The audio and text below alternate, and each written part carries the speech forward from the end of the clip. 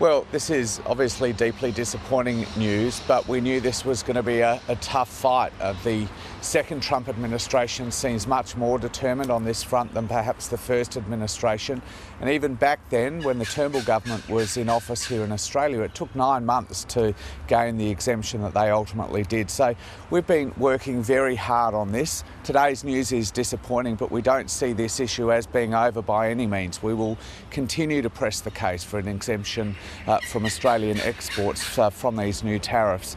I want to make the point that open trade has served both of our countries very well. The free trade agreement between our two countries that's more than 20 years old has served both of us well, but if anything, it served America particularly well. They sell much more to us than we sell to them. So we'll continue to press that case. Our exports of steel and aluminium underpin good jobs in the US. They're important to our defence ties as well as other parts of American industry.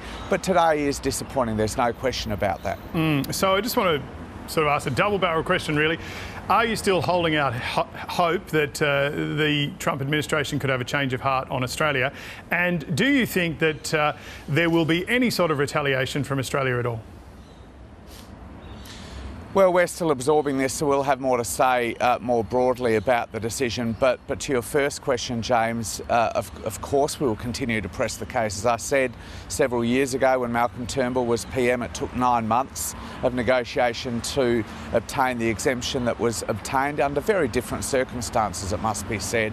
But we've only been going at this for almost 7 weeks that President Trump has been back in office, and we intend to continue to press the case at the highest level. Particularly Ambassador Rudd has been relentless in this, meeting with officials almost constantly to press the American case. We've had a lot of senior ministerial engagement. Obviously the Prime Minister has spoken directly with the President. We'll continue to do that because it's not only in Australia's interest, which for us is the most important thing. We're confident, we're very sure it's in both of our countries' interest to continue the open trade that has characterised particularly the last 20 years under the US FTA. Canada's incoming Prime Minister has accused Donald Trump of attacking the Canadian way of life. I know you're going to probably try to avoid criticising the US President too much, but isn't it time to call a spade a spade? This is now having a damaging effect on international relationships, right? Well, this is a disappointing decision. We think it's a bad economic decision. It's bad for our relationship. It's bad for the US ultimately because we think that the exports we send to them, which are significantly less than the exports they send to us, are good for the US economy. They're good for US industry. They're particularly good for defence, which is an important area of cooperation. So we think this is a bad decision. It's disappointing. We'll continue to press the case for it to change.